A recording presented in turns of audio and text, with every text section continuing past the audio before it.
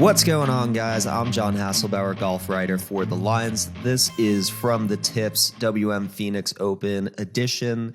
And in this video, we'll be going through everything you need to know to bet the WM Phoenix Open. It is one of the bigger non-major events of the year, and definitely a great opportunity for somebody who does not bet golf every week to jump right in, test the waters, and see what golf is all about. We are kind of abandoning the traditional golf clap, quiet please atmosphere that you may be pigeonholing golf into if you're not super familiar with what happens every week. And this is sort of the PGA Tour's answer to golf, but louder. It is going to be the most fans packed into a stadium setting in the United States outside of, I think, Talladega. There's going to be over 200,000 people in attendance. The crowd is going to be insane. There were topless escapades last year with Joel Damon and Harry Higgs. There were beer cans being thrown onto greens for Sam Ryder's hole-in-one. This event never disappoints, and it concludes in the hours leading up to the Super Bowl. So even if you have Super Bowl plans on Sunday, Super Bowl usually starts around 5 or 6. You pop this on in the final round. Hopefully you have a sweat after following through some of the tips that we're going to walk through in betting this event, and you have a little extra money right before the Super Bowl starts to cast that onto your Super Bowl props. Before we get any further into this video, make sure you are subscribed to the Lines YouTube channel. We're continuing to grow over 30,000 subscribers, and this is the biggest week of the year for the Lines content. They are pumping out content left and right. I should say we, because this week I'll be contributing to some of the Super Bowl content as well. I may not be an NFL sharp. However, I am notorious in the Gatorade color shower market, and I will be teasing out my pick for this year. You don't want to miss that. There will be analysis on basically any prop that you can bet on the Lines YouTube channel for the Super Bowl this year.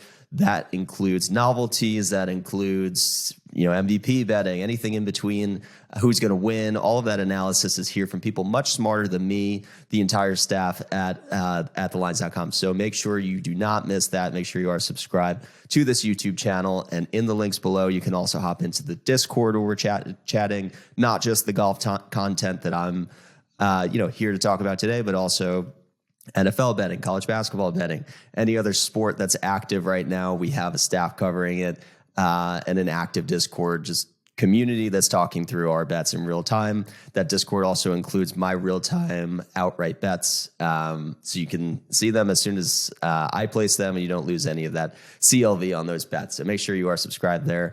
And as always, my tournament preview is up on the site that goes up every Sunday, and that is linked in the description below.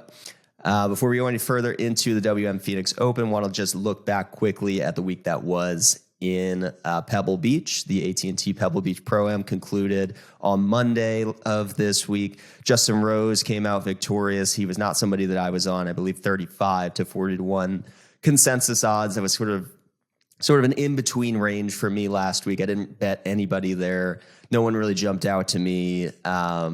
Really at the top of the board in general is a tricky week to pin down, tough weather, 3-course rotation, Pro-Am setup, a lot of variables in there, not a formidable field. Seemed like there were a lot of people who could win it. Props to everybody who did bet Justin Rose. In hindsight, a good name at pretty long odds compared to those around him, with really good course history there, and someone who has crazy to think he hasn't won in 4 years. The Farmers Insurance Open of January 2019 was the last time we saw Justin Rose win a tournament, but he's been in the mix. He's kind of been circling the drain. And it is kind of nice to see him win. I guess he's kind of a corny dude, so I don't go out of my way to root for Justin Rose, but a win at Pebble Beach all but locks him up into the Ryder Cup European team in Rome later this year. So good for Justin Rose. For my bets, looking back at last week, didn't hit the winner, but did have a good prop week. We landed on Victor Hovland and Ben Martin, the diamond in the rough, the long shot at, I believe, plus 750 for a top 20. Happy to cash that one. Hope you guys were on board with that as well. So moving on from Pebble Beach to the tournament at hand this week, the WM Phoenix Open, formerly known as the Waste Management. Now they have consolidated it to just WM. I think it's always a good branding decision to take waste out of your brand name, no matter what. So WM is the title sponsor for this week. We are in Scottsdale, which is a stone's throw away from Glendale, which will be hosting the Super Bowl here. But in any case, I would imagine that anybody who's down there for the Super Bowl this weekend is making their base in Scottsdale. There's going to be a ton of people there. It is always a party at TPC Scottsdale, and I think they're cranking that up even further. Crowd noise will be amped up. People will be drunk. Beer cans will be thrown. It's going to be awesome. And in the spirit of cranking things up, it is now an elevated event, which means there's a higher purse. There's more money at stake than ever before. It has attracted more first-timers or more people like a Rory McIlroy who have not always come to Phoenix. Can't imagine why anybody would want to skip this event. It's so much fun, and it's a great golf course. But for any reason, whatever the case may be, Rory McIlroy has only played here once, and he will be here with Jon Rahm, with Patrick Cantlay, with Scottie Scheffler, with Justin Thomas, Tony Finau, Colin Morikawa. All the stars are here. It has the feeling of a major, and that means that we're going to get good odds on good players, a really appealing market for us bettors, and just a really fun watch compared to the contrast of what we just saw at Pebble Beach, where you're kind of sweating through Peter Malnati and Brandon Wu. Not going to be the case this week. You got a lot of heavy hitters here, and this is an event where we've seen a lot of strong history from major contenders, from players contenders, from people with Ryder Cup, President's Cup experience. Anyone who, when the adrenaline kicks up and the fans are there and there's massive crowds and they're following you left and right in mass, and you have to dial it in and hit a big shot, and there's nobody who's going to quiet down for you to let you focus. You just have to hit the ball and be focused and channel something within you. Those are the environments that the best players in the world are ready to step up to the challenge, and that's what makes a compelling golf tournament, let alone the fact that the setup at TPC Scottsdale has this climactic finish where you have the risk-reward par 5, 15. You've got the stadium set up par 3 that everybody's familiar with, where we saw the hole-in-one from Ryder last year, the beer cans flying, giant crowd noise, people yelling in backswings, all that stuff. Crazy atmosphere, unlike anything else you're going to see in golf. And then 17 is a drivable par 4. You've got water on the left that sort of took Sahith Theegala out of contention last year. Eagle in play, bogey in play, great hole all around. One of my favorite risk reward par 4s in golf. And then your final hole, 18, is a tough one. You got to hit the fairway. If you do, you can make birdie. If you're in one of those steeple bunkers, you're really liable to make bogey. So awesome finish. This event goes to overtime, or sorry, I should say a playoff. Pretty regularly it went to a playoff. Last year between Scottie Scheffler and Patrick Cantlay, and almost actually bled into the start of the Super Bowl. It might have actually crossed over by a minute or two.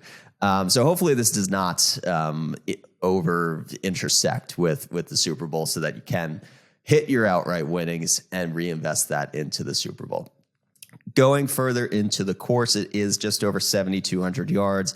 We are in the desert in Scottsdale at elevation, thin air, and firm and fast conditions. All of that is a perfect recipe for the ball to travel farther, which means that the average driving distance here is over 300 yards, well over the PGA Tour average, and one of the longest courses on tour in terms of average driving distance. So your shorter hitters are going to get a little bit of a bump. Your longer hitters are going to get a little bit of a bump. But you actually don't want to bomb and gouge this course. You don't want to just purely bomb away here. There's a lot of hazards when you're playing in desert conditions. There's cacti. There's a lot of water in play here. So you want to be in control of your golf ball. I think that's something that's key here, while at the same time being aggressive, going at the par 5s and 2. And hitting more lofted wedge shots into these really firm and fast oversized greens. I think there is still an advantage for people who have distance, but who also have the wherewithal to dial it back and be in control. These are all skill sets that major champions have. And I think it's no surprise the overlap we've seen over the years of how many people who contend in majors and at high pressure situations have gone on to do well here.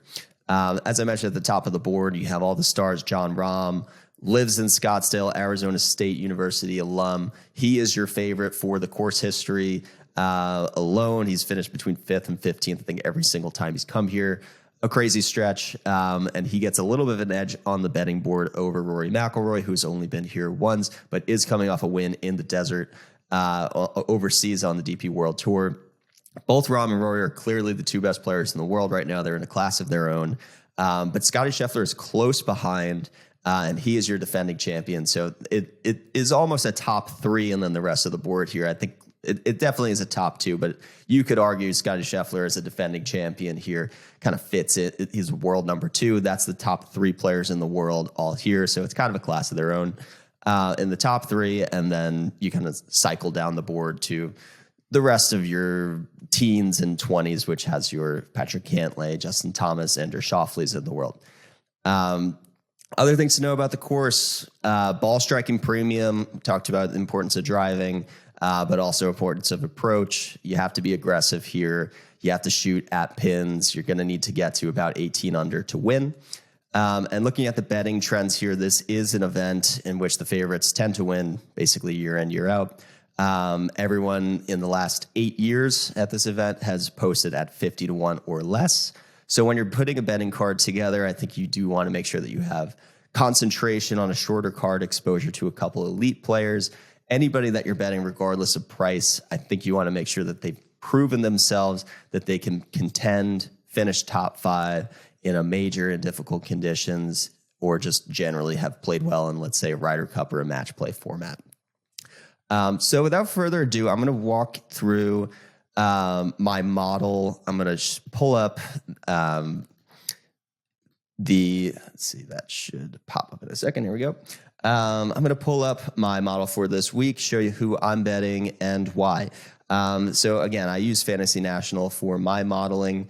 And just to quickly breeze through what or I guess how I ranked importance of categories this week. Stroke gain approach, always something that's kind of top of my model, but here I think it's an absolute must to be trending with your irons. Par 4 scoring is one that's kind of a given. If you score well on par 4s, you're a good player, but that's a stat I'm using to kind of approximate recent form leading in.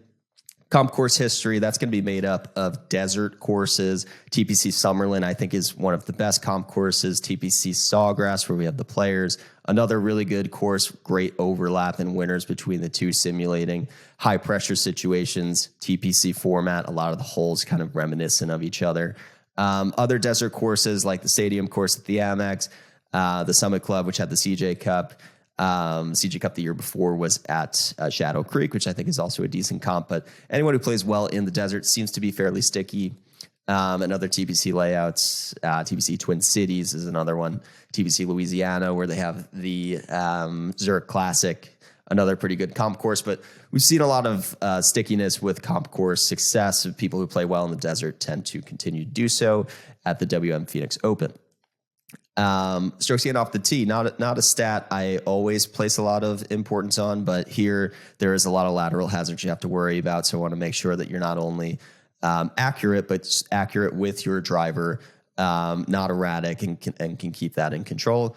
Scrambling, it's not a very difficult setup to get up and down from. We do see a lot of chip-ins here, but scrambling is something that is important in major championships and kind of separates the good from the great, and we want to find great players here.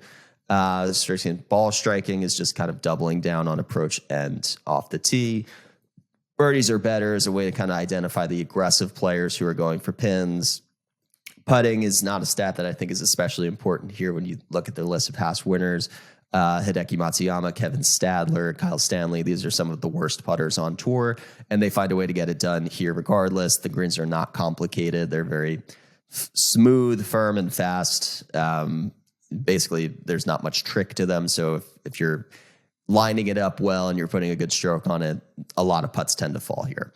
Course history, that's an important one here. This is one of the most predictive courses in terms of repeatable success for those who have found success before.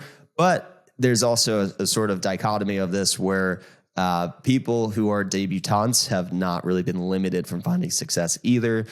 You look at last year, Patrick Cantlay made it all the way to the playoff in his first appearance here.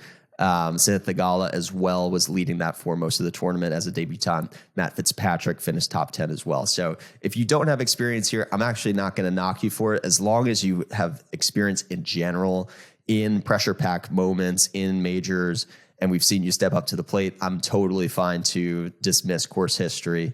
But if you have struggled to figure out this course, this might not be the course. This may not be the event for you to eventually figure it out at, because it's its own unique beast. It's its own atmosphere. The pressure, the crowd noise here, much different than what you expect on week to week on the PGA Tour. Good drives gained, another off the tee stat. These are all a little bit more tertiary, but par 5 scoring, all 3 par 5s are from 550 to 600. And I just love continuing to go back to 2023 season form. This is all strokes gained since the Fortinet Championship in 2023. Stat I like to use early in the season when we don't really know the rookie class so much. Somebody like a Brandon Wu, for example, finished top 3 last week. I still don't really know what his game is, but if he continues to place well, I don't want to miss that because I don't know who the player is. So this stat just kind of helps identify, okay, even as an example, we can go down here and filter for it. And Taylor Montgomery, for example, he's somebody who's about 60-1 this week. And he's third in terms of strokes gained total in 2023. So for immediate form, this might be a way to identify some value players. And Andrew Putnam, top 10 in 2023 season form. He's a player I love this week in DFS, not necessarily in betting. But you can see filtering it this way just kind of identifies these sort of less household names who are still kind of trending better. So that's the model. I'm now going to filter this by the players that I bet. It is Tuesday, so my betting card is complete. And this is a week that I wanted to make a tight card. One of the benefits of me living in New Jersey is I get to shop around for the best number. I cannot believe some of the numbers that were available this week. Patrick Cantlay is a player who I had interest in at 18-1. I bet him at 21-1. And he, for some reason, drifted all the way to 25, which I know is not a number that everybody's going to have access to. But at 21 or longer, love the play. Patrick Cantlay is someone who showed he did not need to come here with any form. That did not prevent him from finding the playoff. He has great history in desert conditions. He was right in it against Tom Kim at the Shriners Open. Going into the final hole. He always plays well at the Shriners. Just something about desert conditions seems to suit him. Colin Morikawa is 25-1. He was at one point the second man on my card. Now he's kind of shortest with Patrick Cantlay. But Morikawa, another guy who lives in Las Vegas, loves desert conditions, almost won the CJ Cup at the Summit Club. His last win was in Dubai at the DP World Tour Championship, so he definitely is comfortable in desert conditions. He has played this event once before and led the field in 2021 from tee to green. The putter obviously slowed him down, but has had some very well publicized adjustments to his coaching team, his form, his technique. It's all revamped, and he has gained strokes putting in each of his first 2 events to start 2023, finishing top 3 in both of them. With Colin Morikawa, the ball striking is always going to be there. With the waste management, ball striking is of premium importance, and the lesser putters have found a way to get it done. Anytime you're betting on Colin Morikawa, you hope that the putter cooperates, and all signs seem to be pointing towards an improved putter in 2023. Tom Kim, a trendy bet, always going to be popular. Actually, somebody who I love for TPC Sawgrass. I think if there's one course that suits him best. It's Sawgrass. That's a great comp. Two's TPC Scottsdale, both TPC courses, similar hole layouts. That one puts more of an emphasis on positioning, which is kind of his greatest skill set.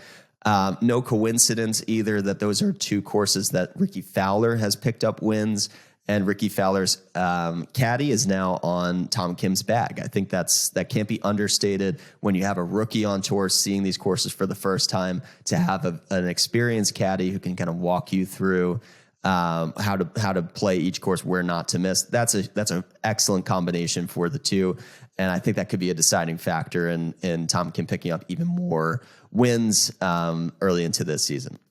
And obviously he won on TPC Summerlin, another great comp course in the desert, so we know he's kind of acclimated to desert conditions. Could have stopped my card right there. I think, this week I had a hard time deciding between Tom Kim and Tony Finau. By picking Tom Kim at 10 points higher, that just freed up a little bit of space on my card to afford a couple long shots. I kind of fundamentally think that this is not a long shot week. However, with so much competition in the sportsbook marketplace this week, with the Super Bowl in town, I think books want action this week. So with competitive odds means really long numbers and appealing odds on players that really should not be this long. Tommy Fleetwood, 90-1. That's too long of a number. I think consensus on him is probably about 60-1. Player who has good Ryder Cup history, good major history, has been kind of struggling to win his first PGA Tour event. But in fairness to Tommy, he doesn't play that many PGA Tour events. He's here for the first time because it's an elevated event. There's a higher purse. And he's a great approach player who is really specializing from inside 200 yards, and that's exactly what you want to see at Waste Management, where there's just not that many 200-plus yard approach shots on the course. And then Corey Connors, the last one, another pure ball striker. Every time you bet Corey Connors, you kind of just hope the putter cooperates. He's played this event 3 times, and 2 of those 3 times he has been positive with the putter.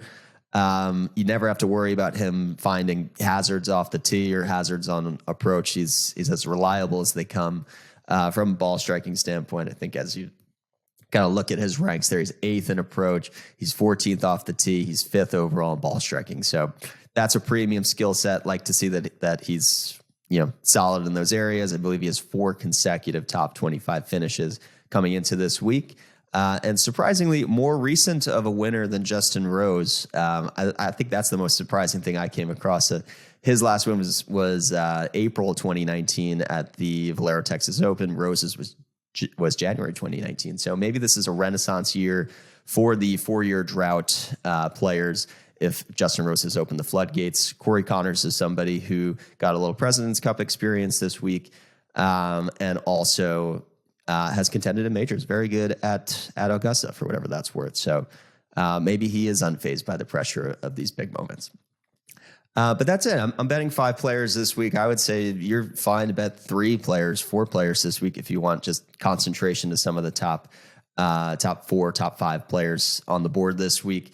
You got to hope that Jon Rahm and Rory McIlroy don't bring it, because they are the 2 best players in the world, and they can certainly bring their A game and kind of dominate this event. But we'll see. I think I feel good about this group. I feel great about Colin Morikawa, especially. I think it's a perfect setup for him. He's trending. He's got to get his first win on the PGA Tour since the Open Championship. It's got to be coming soon.